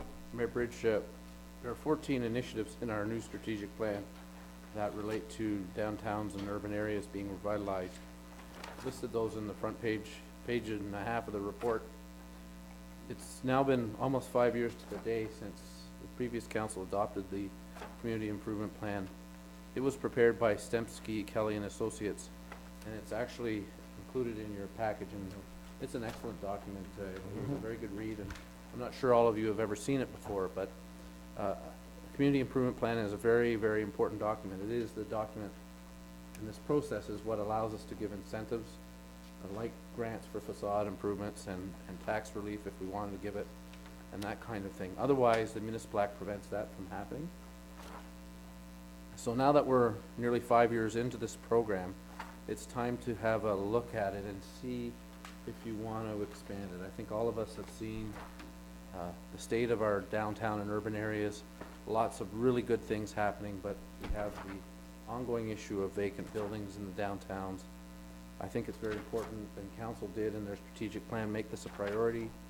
There's a new county official plan and potential for funding through the economic development group at the county level. There's a new provincial policy statement that was announced last week while we were at the Rural Ontario Municipalities Conference. There's new requirement or abilities under the Planning Act to do different things. There are new best practices coming forward on bylaw enforcement and property standards every day that may help us. We've got the streetscapes done in Palmerston and Clifford, and of course we heard we're next into Harrison. So I mentioned the ongoing issues with the vacant buildings. We've had quite a considerable uptake in the facade program. And some discussion of land banking at the strategic plan meetings, and others were, I think it was Mr. Brown talked about putting together a local group that might land bank, and is there a role that the municipality might play in helping facilitate that. All these are ideas and trends that suggest we look at our community improvement plan. Each year, of course, you've looked at the performance measures on this program. We know it's a $2.26 for every dollar we invest. We've had a commercial assessment growth of over 9% since 2010 and over $2.4 million in commercial construction. Now, that's not all attributable to the community improvement plan, but a good measure of it is attributed to some of the things that we have in place here. And definitely a buy-in from the business community to grow in Minto. Without limiting where we might go with this, because this is going to be a long-term initiative, and I mentioned a few months, it might be more than that, it might be into a year or two or more. But the sorts of things we could look at would be expanding the boundary of the community improvement area to the whole urban service area, or something slightly less than that. Enhancing funding, so putting more money in the budget for facade programs, getting into things like structural improvements in the buildings, looking for the county and the province to partner with us, looking for enhanced standards in the property standards bylaw to require a little higher standard of maintenance for vacant buildings, and as mentioned, other financial incentives. Some municipalities are waiving building permit fees, development charges, And where there's affordable housing, maybe there's some things we want to do in that direction. So these are all things and many others that could be on the table as we move forward. It's not recommended that we move forward alone. We probably should have a lead group on it. That group personally recommend seeing it as the Economic Development and Planning Committee.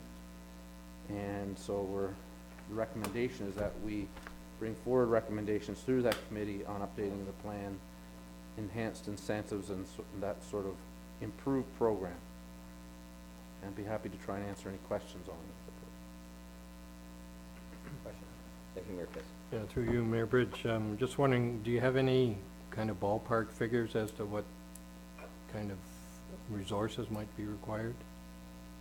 We're proposing, if I may, through you, Mayor Bridge, to do this with our current complement of staff, so we're not asking for any additional resources budgeted through here, so it'll be the department heads are aware and on board with this initiative, myself. We will identify if we need to bring in Stensky Kelly or any other consultants where we would want to do that, but we're not expecting to ask for a huge amount of resources unless you're offering. No. We're looking for angel investors, though. I should say, Mayor Bridge, though, that when we near the end of this process, at budget in Right. 2015 or 2016, you may want to put more money aside to do more programs. But that'll be worked out through this process. And I noticed through the original plan, they talked about interest-free loans. Did anyone take advantage of those? Everything that I've seen since we've been here have been grants. Most of the tools in there have not been used. It's pretty much grants. So, again, we'll get more word out there and maybe people will want to uptake on some of these programs that already exist. And I think just, go ahead. And corollary, follow up to that, have the rules of engagement changed a little bit? Because you mentioned something about some communities are waiving development fees. I thought that was a no. If I may, the only way you can look at waiving fees is through this process. I see. So you would specify in your plan that you're gonna waive fees for certain things, but you would only wanna do that on special circumstances, and council and the committee will set the circumstances by which you might do that. Yeah. And anybody else? I just want to maybe also state that one of the arrows we've got in our quiver now is the county as well. The county passed this last budget and put $175,000 into, which is $25,000 per community. But what they also have in their strategic plan, and through BR&Es that we're talking about, is this whole downtown revitalization. So there might be more money, and maybe, Terry, they maybe have the money that they could do for interest-free loans out of some of their reserves. So that's something that I think we could take to the county level and say, is if you get a great big project, like let's use for example our post office downtown Harrison. Let's use that one, and we have another one in Palmerston. You pretty well have every community has something. But if that was somebody wanted to take that on and redevelop it, they wouldn't be able to get probably any money through a bank or that type of thing to start with. So that's maybe something that they could look at. So those are things that I think we've got a lot more ammunition we did. Just when we started as council, and I know we struggled with this. I mean, we've had situations all our downtowns that we'd love to be able to just wave the magic wand and fix them, but we haven't been able to do it because we haven't got the money, one. We don't have the standards, and I think this is a good step forward, and I think the economic development will really relish getting this into their, and work on it, I believe. All right? Yeah, it's gonna be it's gonna be really good, because they're excited, and we've got a good committee there, so I hope that they'll take the ball and run with this, come back with some recommendations. Thanks, Bill. Motion, accept, recommendation. All, Councilor Turton, all in favor? Okay. Okay. Harrison Lagoon Farm lease. Mayor Bridge, Are you leasing this? the Ontario Small Urban Municipalities Board was first. Oh, sorry, did I miss that? Oh, yeah, I did, sorry. I ticked it off and I didn't, okay, you go for it. Yeah. go ahead. Councilor Elliott raised this at our last meeting. I've attached the report from 2012 when this was considered, done a very brief covering report. Strategically, certainly our strategic plan supports participation at that level, at upper level boards as far as training and succession planning and that sort of thing. So certainly recommend that you consider the resolution for Councillor Elliott to allow him to participate in the board. And I've outlined some of the costs that are anticipated there for that to continue. Mr. Mayor? Yes. Just quickly. Councillor. There's been a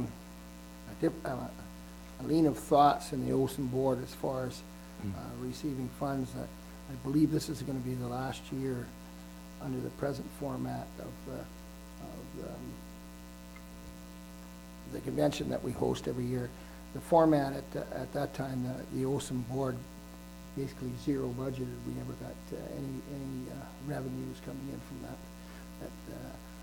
We just kept money that would cover our expenses and such like. The move is going to, that's been suggested, and then it feels it's going to be moving forward, that because the Olson board does put on the convention and does support the communities there, that they would get a percentage of the dollars and cents and it's quite a revenue for these communities. And we still have people lined up to host the convention.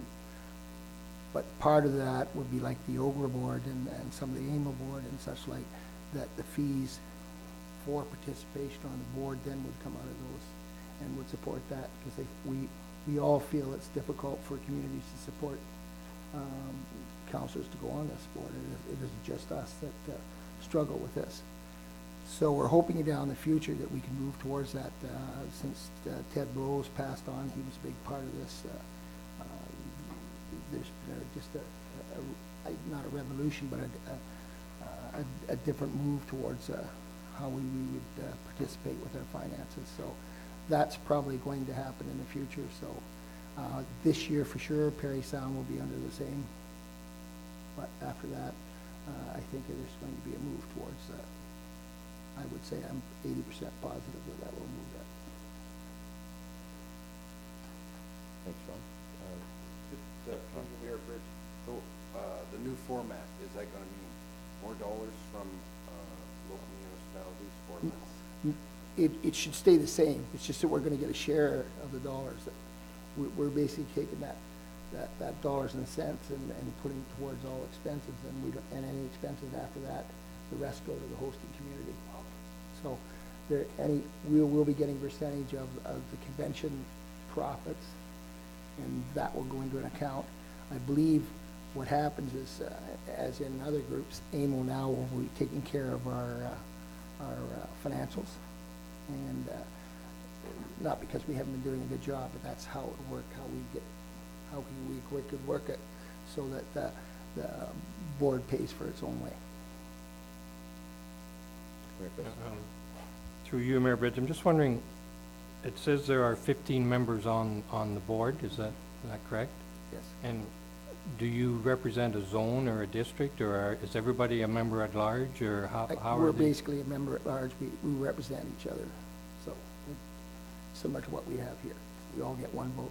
No, but I mean, like you represent, you don't represent Wellington, Perth, Gray, No. or? No. I do and I don't. No, I don't. Not officially. So if somebody from, say, somebody from Mapleton or Wellington North also wanted to be on this board, would they could all We be? could have everybody here, Everybody could be on the board? yes, if they wish, Oh, boy. if they got elected. So how do you get elected? You mean elected as a councillor or elected to Elected to Olson's the board? board. See, all this is a nomination for me to go forward. Okay, and who does the electing? People at the convention. Oh, I see. The same as what happens when we go to OGRA and we go to AMO, they have elections. Last time there was enough, there wasn't an election because there was just enough people that won. We expect there might be an election this time. So all this, all you're doing here is nominating me to put my name forward as a board member, and then I'll get elected or not elected at the next convention. Okay, and then you mentioned about what's likely to happen in the future with respect to expenses. Like I just went through this, and I think when we started it was $1,500, and now this past year was $2,600, and according to this report, it's going to be $35 coming this year. So is it going to stay at 35 for us, or is it? Again, it depends where the meetings are. that was the problem. You sometimes get caught in meetings, distance away. And it was the dollars and cents of the place, and that was brought forward concerns too. So it isn't just I us. think it's soon getting too expensive for us, really, as a But- small municipality. Sure. Okay. Thank you, Rich. So who decides where they're held? Do you? We have people, where the board, Yeah, where you? the chairman. So it's, The last one was in Godrich, and that was fairly inexpensive. So is that something that you could possibly look at? Yes, we've talked about Because that. I think last year. But we have some people from way up north that no matter what dollars and cents, $3,500 is even close to what they'll spend to come down to a meeting. So, and the communities are all our size, so it isn't that we're dealing with enormous budgets of Toronto or such like. There's smaller ones, so. Councillor Paul. I thought when you were first talking, when you're saying that they're gonna start getting some of the proceeds of the convention and that might go to offset some of the expenses. That's right. But it won't. Yes, that's not this year. No, but But in the future. in the future, yes. So this $3,500 expense is a one-time only? If you're elected, after that, we will not. If pay it's anything? passed by the board. If the board decides that that's the way they want to go, and it appears that's the way they want to go. I can't guarantee And that. if it is passed, then there will be no future. Less expense. I don't know how much expenses they're talking about, whether they're talking about accommodation. It would cut back our expenses. but no Absolutely, guarantees that it will be absolutely. zero. It might be zero, but it may not be two, I don't know. Ron, is it a two-year term? Yes. It is, okay, that's it. You'll be at the next election. I Mhm. think what also, Defner Fisk is, you have to be elected member to be on this. That's right. So, you know, when you're going to another two-year term, if you don't make it through, What happens? Then you're they- not then there we- anymore, so they have to have another election. They would have to. Happens all the time. But anyways, when it falls over an election period, right? Mhm. But it's a two-year term, because I didn't think we talked about it last year, right? No. This wasn't, you weren't up for it, no. All right. Any other questions? Go on this.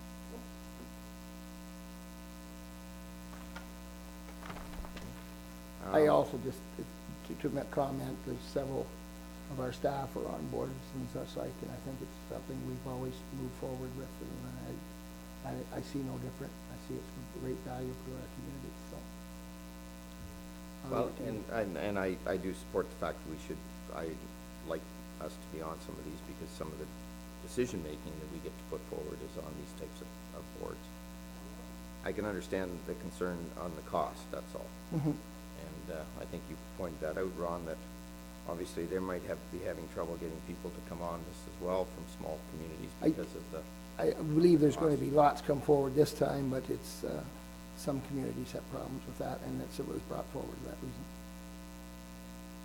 Just a suggestion, but I don't know, and I don't know if the Councilor White will be willing for this, but what if we suggested that it was a replacement of one of the conventions that the councilors normally go on in a year? Or would you be willing to that, or? I don't do think you so. want it to be an additional convention? It's just like you say, the cost is getting up there when it's. I don't think it's any more than what I think it's money well spent. I was under the understanding 2 years ago, and I might be wrong, I don't know if anyone else was, that was kind of the idea, that it was in replacement of one of the conventions that we I normally. never was. That was just my interpretation. I think if I'm looking at it here on, was this the one we did in 2012, Bill? That's it. It says if Councilor Elliott is elected to the board, he would attend Awesome in 2013-14, but would need council approval to continue to attend more than two conferences. The cost of 4 board meetings, travel per diem. Control expenses are made within budget. It was the recommendation of 2012. Is that what you're thinking? Maybe that's it. That's what we recommended.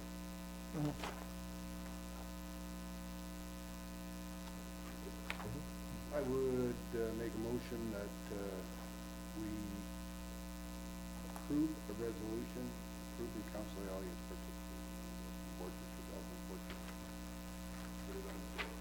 Second.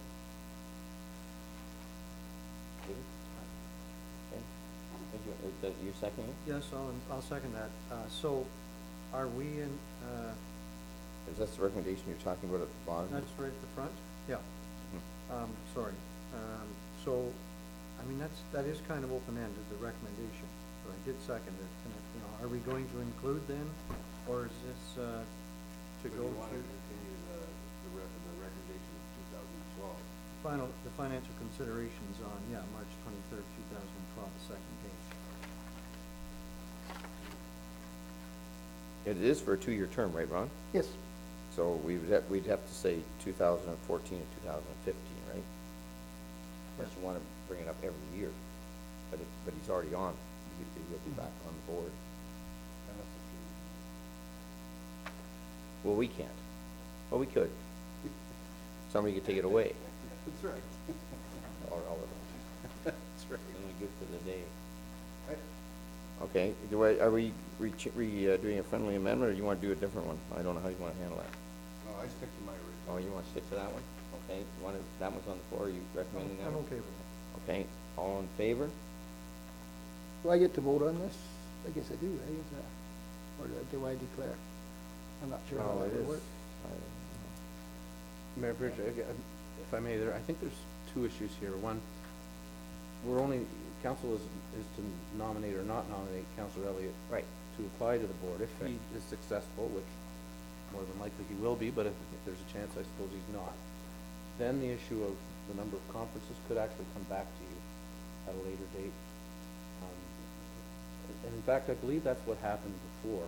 That's, I I'm think thinking. the first year that, one of the councillors, may have been Councillor Turton, knew he was not going to one of the conferences, and so we knew that would be covered.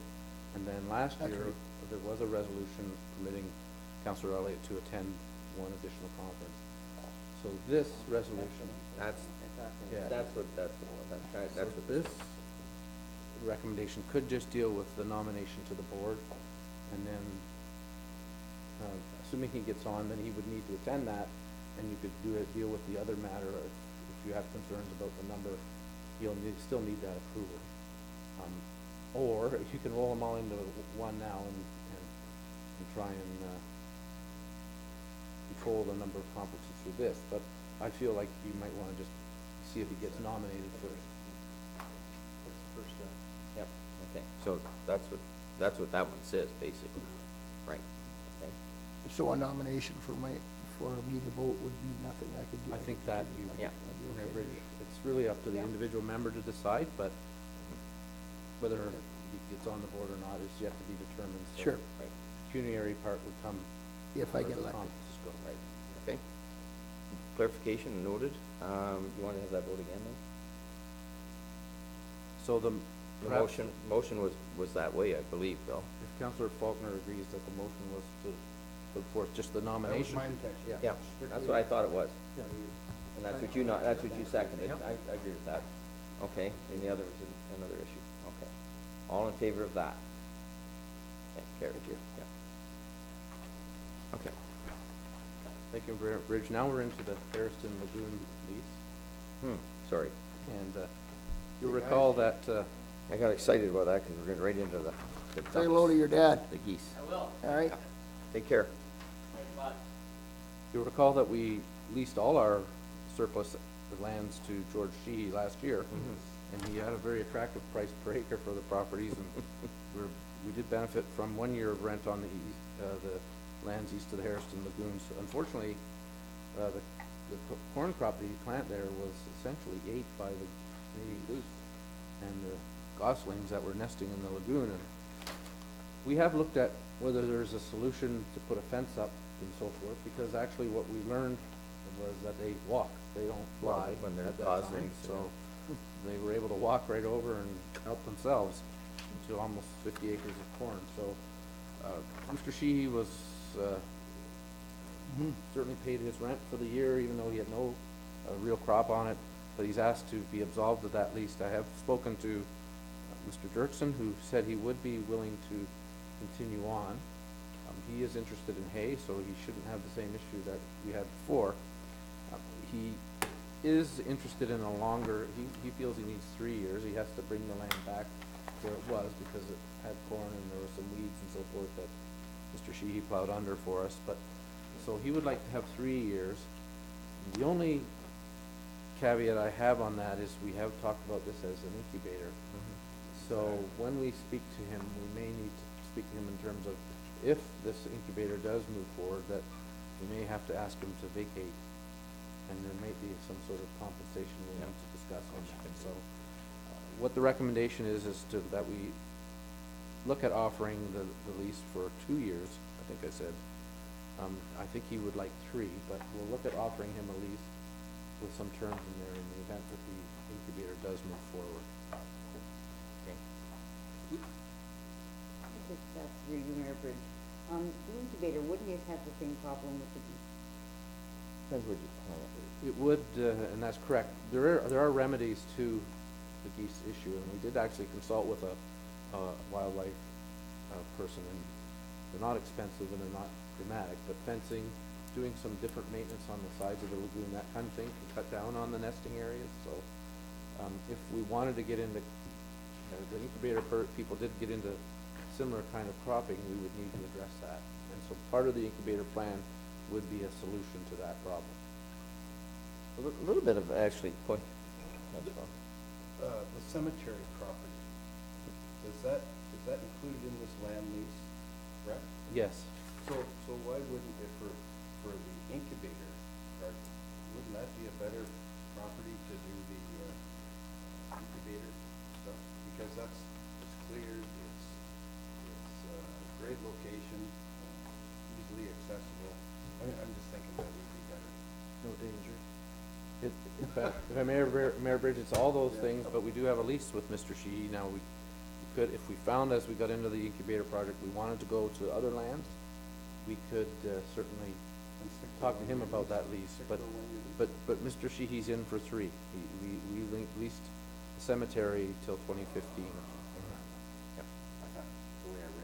It's gonna, I'm thinking that we might be into trying to figure this out by 15. We won't probably be ready until 16, if we're still here. Well, that's right, that's the other thing. You know, somebody else might do it. I know, I was talking to somebody about this, and because the year before, he had no problem, but I guess it was almost like perfect storm this time, because the corn crop got up just at the right level when the geese were at the right size. I mean, it was just like, the timing was just unfortunate. Fortunate for the geese, unfortunate for the farmer in this case. But, yeah, because other years he didn't have a problem, so he wasn't anticipating that, but Well, it was late planting and things, you know, where the year before we had that early planting and it got too high and they didn't bother it. Yeah. The geese are too fat to fly south. Anyways, that's what I heard. Deputy Mayor Fisk, and then I'm just wondering if Councillor Faulkner could comment on if that's a reasonable price per acre for hay ground. That, 130. I'm looking up for, that, it certainly could be a little higher. in my opinion. I thought it was 240. Well, that was for the that was grain for crop. Grain crop. I That don't was a, think- he It got, really shouldn't be any different for hay, because I'll tell you, in my opinion, the hay crop in the last 3 years has been the best cash crop. I think it is in most years, actually. Yep. Get 2 crops. Because, Supplies mine. that's right, thanks, Bill. I don't think it's that good a crop at all. But, no, but it's certainly, probably one of the easiest exportable crops, because there's a big demand for our hay south of the border, south of 45. I don't think it should be any different for hay than it would be for grain. Mayor Bridge, that was the only other price we got in the I was gonna bid say. process. But if you want, we can go out to bids again on it and see if we can do better, but, yeah, Well, he was the only one interested. Yeah, sure. Thanks, Mayor Bridge. Did I hear CAO White say that presently it's plowed? Like, was the corn plowed down by George? We had an issue on weed growth, so I asked him to do that, yeah. Because is that not one of the rules when you rent land, that it's kind of left the way you got it? Well, he had already put in the corn and most of it had gone, so. Yeah. He caught it down. when he had received it, it was in grass. I don't recall our lease saying you had to put it back into hay. Yeah. Good point, though. The other issue was, of course, he lost, Sure. yes, but he did Mr. lose Dirksen, everything. Mr. Dirksen, and have we talked to, is it Scott? And he's aware that it is plowed? Yes, he's well aware of it. That's why he's saying 3 years. He needs a year to get. Yeah, it's not gonna be perfect for first year. Why the 130 too, you know. And you know what, if down the road it becomes an incubator site, 2 years of crop rotation, or like back in the grass, would probably be a good way to start with it, huh? Grass or hay is always good for the soil because Yeah. it returns humus to the Exactly, soil. yeah, so, I think we're getting, you know, we can quibble about the dollars, but I think we gotta get it done. Right? Any motions there?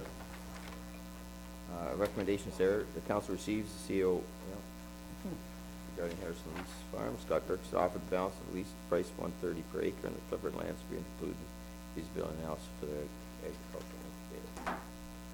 I'll move that. Sure. Council Faulkner? Council Turton, all in favor? Carried, okay.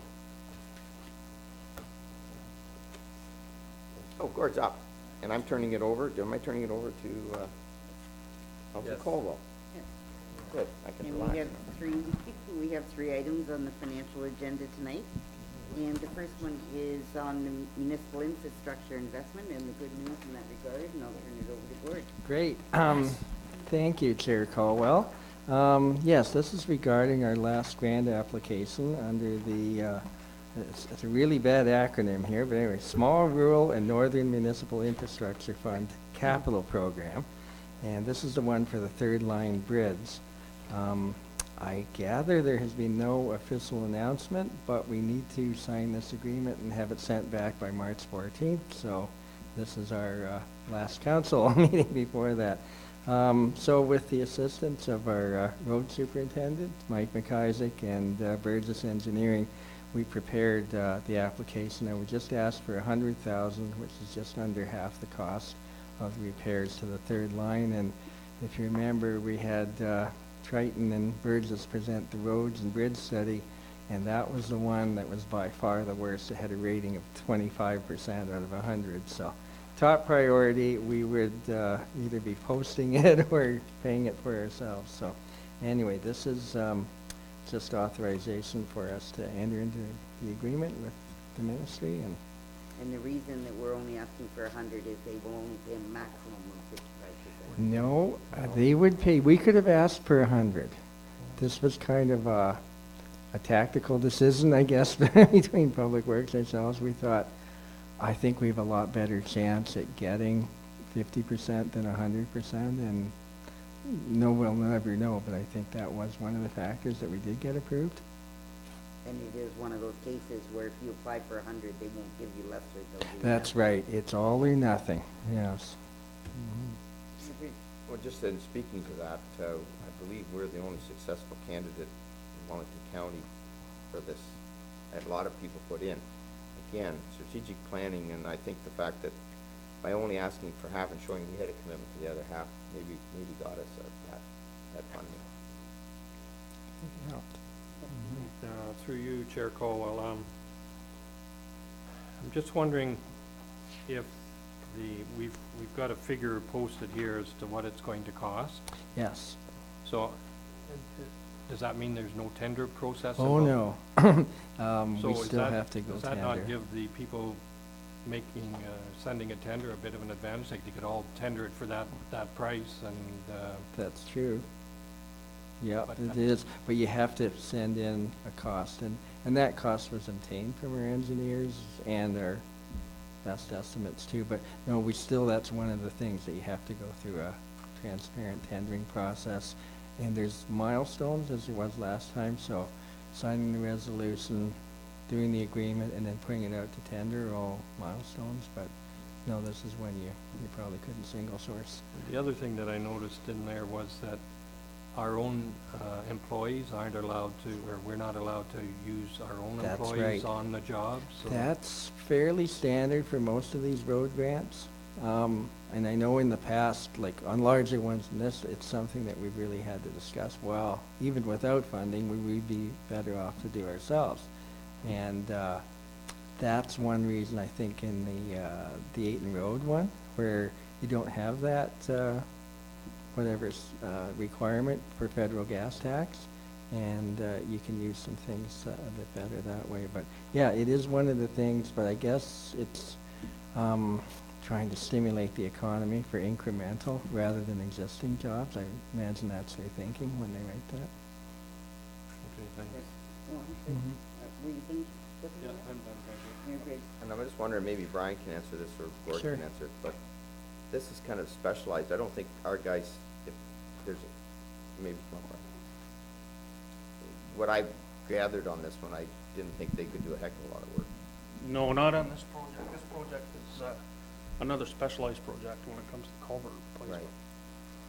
Yeah, and it's priced high. The consultant engineer made sure it was priced high.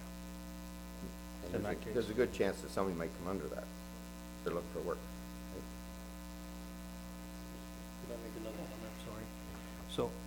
So if it does come in under the 206,000, we still only get 49% of what the total, the net cost is, right? Yes. Yes, basically. There's a formula for this one. Remember when I explained the MIII one? It's the same formula where it depends on what your costs are so far going in at that milestone. But yes, you'll never get more and it may be less, for sure. They do have lining for culverts and stuff like that. This is in bad shape. It never worked. He doesn't, can't do the line. No. And I'd be very surprised if this one comes in under on cost, because that's gonna be quite a project. Yeah. And if you remember in our budget, we more or less said it had to be done, whether we got the grant or not.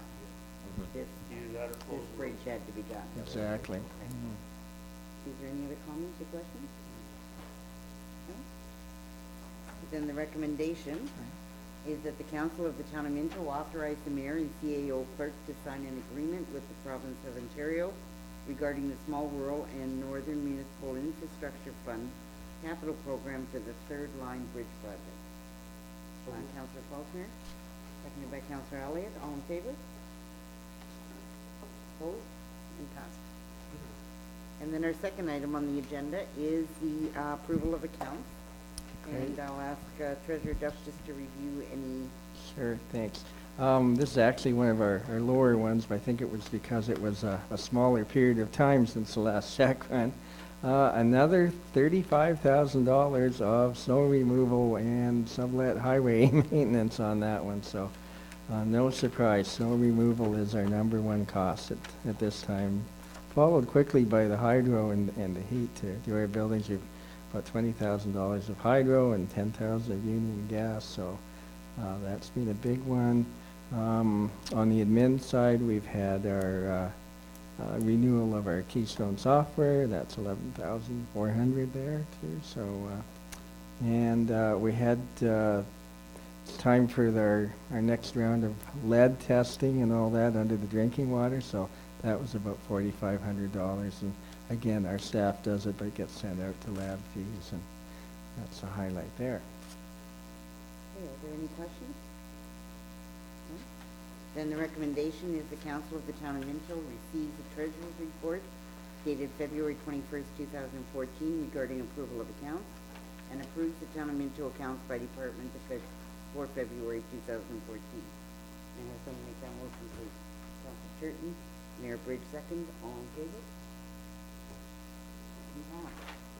And the final item on the financial agenda is the 2013 council remuneration. Great. And again, this is one of the statutory duties of the treasurer, is to report on the council expenditures. So there's a schedule there, and it shows the flat fees, the per diems, which are for regular meetings, special meetings, and that, other expenses, and mileage, and the total for council and by councillor. And I think we've all discussed it, but is there any questions? Any questions or comments? No? Okay. And the recommendation is that the council of the town of Minto accept this report for information. And someone move, Councillor Elliott, seconded by Deputy Mayor Fisk. All in favor? Great, thank you. Thank you.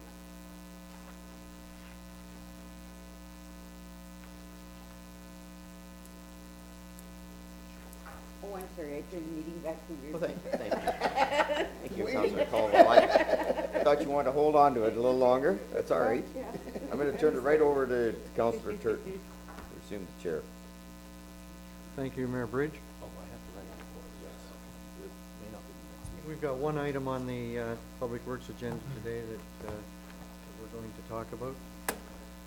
I'll ask our friend, Mr. Brian Hanson, to go ahead.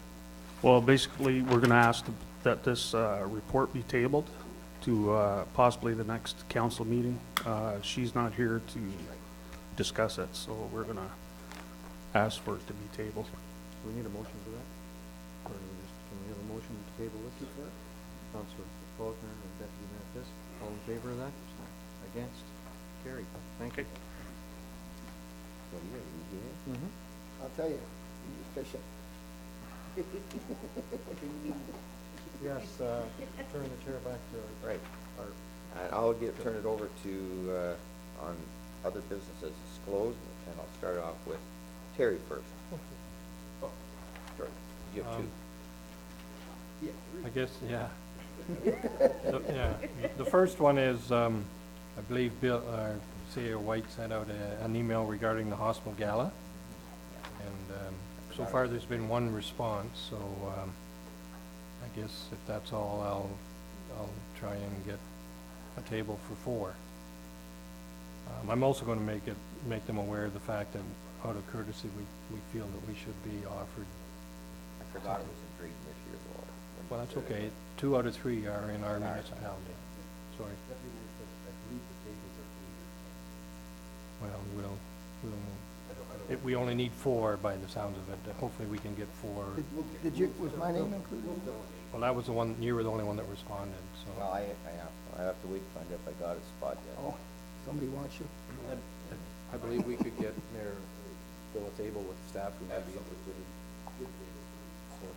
So will I proceed to try and get a table for 8 then? Is that the wish, or? Okay, I'll do that. The next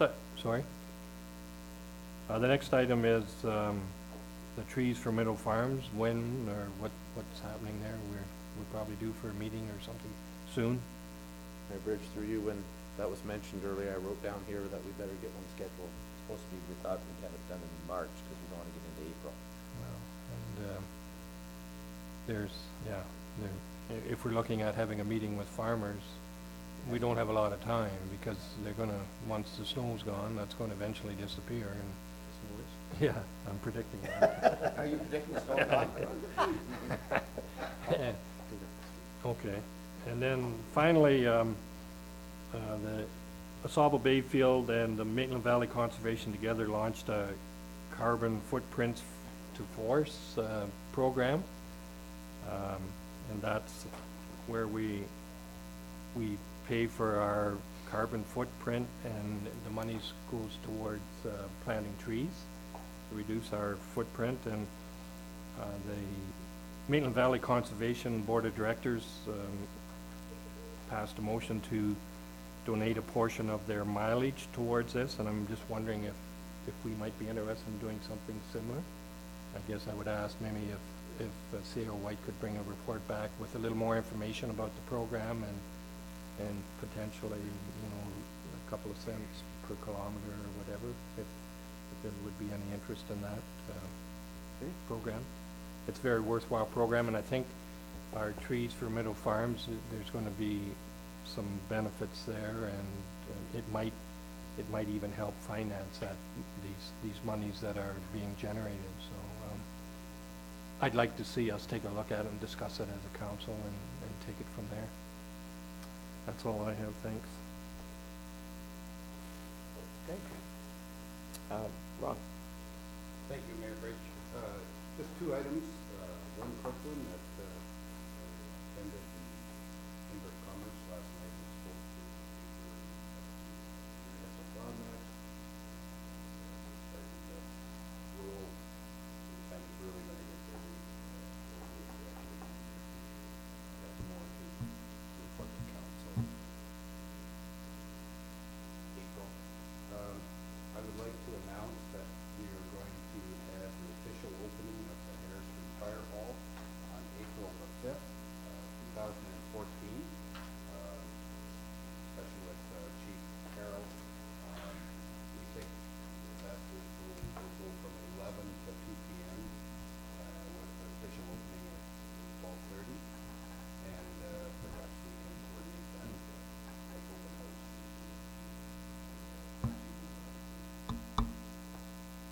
Thank you. I kind of slip it in, and I've been sneaking over my BlackBerry here, maybe you noticed, and maybe I shouldn't have, but I've asked my grandson to keep, he plays on the senior Narwhal hockey team, and they just won Quassa today. Oh, good for them. They won in a shootout, so now they'll go to OFSA against the Ontario's, and I think that's being hosted in Toronto, so Good. they get, Very good. most of the kids are from Minto. Oh, I know. It's good. So it's good. Into a Maple. Yeah, Mapleton's got to do that, Couple yeah. Franklin boys in Yep. there. Mayor Bridge, at 5 o'clock, we're gonna convene into our budget open house. I'm not so sure the public will be breaking down the doors to get in, but I heard some scratching out there. we're welcome. Gamble. Just a reminder, it's a very informal session. We're not gonna be having any presentations, but we have summary reports and things that'll be here for people if they can come in, and they can talk to any department head or counselor or myself if they see fit to talk to. So it's very informal, and any luck, someone will come. I'll just do one that I just maybe do a little recap from the Good Roads. Some of us were down at Good Roads, and it was interesting this year. You can tell it's election, a lot of election talk going on, and but we did have one ministry meeting, and it was all about cutting down on reports, and it was 270 reports that we had talked about, and it was funny because in speech later, that was actually came out and in the debate about 270 reports. So it's something that's out there, and you know, everybody's looking at it.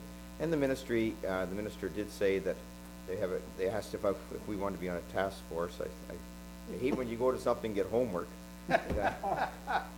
So I said we would certainly willing to be on a task force, but talk about the fact that there's got to be a lot of these reports aren't being used, and it's just a lot of paper wasted, a lot of time spent, both from our staff. At 270 reports, you're talking almost one a day, really, when you think working days.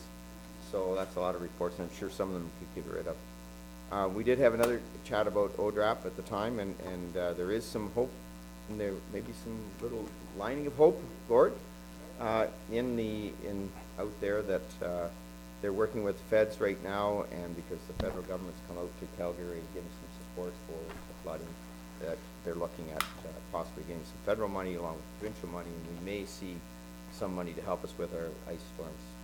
Just keep your fingers crossed. Yes. I'm sorry, just ask you a question in that regard. I read just on CKNX, I believe, that, was it Huron withdrew their application because if their own staff worked on the ice storm, they were not eligible for extension. Well, ours didn't. Did you hear that? Most of our costs were outside costs. Okay, all right. Because we didn't have the tree cutting down and all, so ours is legit. Okay. Not that theirs wasn't legit. Yeah, I know what you mean. It's not and inside, it's outside. In fairness, remember the first time we asked for it, we were at 3%? And they said that's sort of the cut off, but now because we had 2 ice storms in the same year, and now we're about 10% of our budget. So I think they're relooking at it from that standpoint. So there's a lot of communities that didn't get hit as hard, and they understand that they're only at 2 or 3%, then they're not going for it. Yeah. Okay, anyways, and then I guess other than that, anybody else got anything to add from any sessions they were at? Was there any mention on the joint and severed liability? Oh, yes, yeah, that was brought up actually in Tim's speech, Hudak's speech, and Randy was there, and they talked about it there, and but it's, you know, it seems to have some general support. I believe it has general support from all the parties. The problem with the private members bill, it'll probably get the second reading and then die on the paper, but it sets the tone at least that people are agreeing to it on that basis. It'll never pass, but the next elected officials will probably look at it as, and that's something we got to keep harping on, and certainly we support that. Okay. Thank you. That's all I have for that. Okay, where are we now? Moved by Councillor Turton, second by Councillor Caldwell, the Committee of Whole convenes into the Town of Minto Council. All in favor? Moved by Councillor Culver, second by Councillor Turton, that Council of Town of Minto ratifies the motions made in the Committee of the Whole. All in favor? Everyone? He's looking at me. Quit looking at me. Oh, no. Moved by Councillor Culver, second by Deputy Mayor Fisk, the bylaw number 2014-14 being the bylaw to authorize the mayor and CAO clerk to execute the municipal infrastructure investment initial capital program transfer payment agreement. Be introduced and read in first, second, third time, passed on to council and seal to seal corporation. All in favor? Well, that's a handle, isn't it? Moved by Councillor Elliott, second by Councillor Falkman, bylaw number 2014-15 being the bylaw to confirm the proceedings of the March 4th, 2014 committee and council meeting be introduced and read in first, second, and third time and passed on to council and seal to seal corporation. All in favor?